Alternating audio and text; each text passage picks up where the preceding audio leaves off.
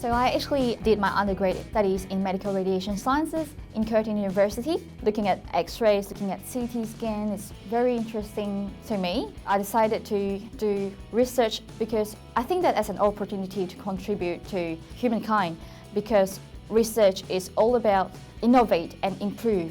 So I think it's very rewarding and I feel very privileged.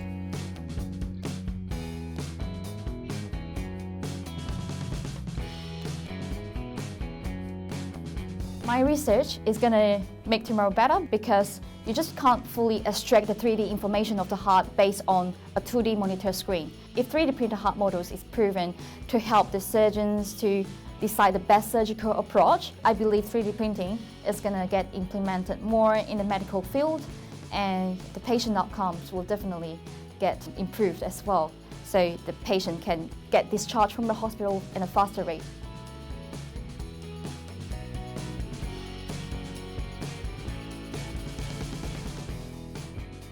So I'm currently using a CAD program that allows me to generate a file that is compatible with the 3D printer.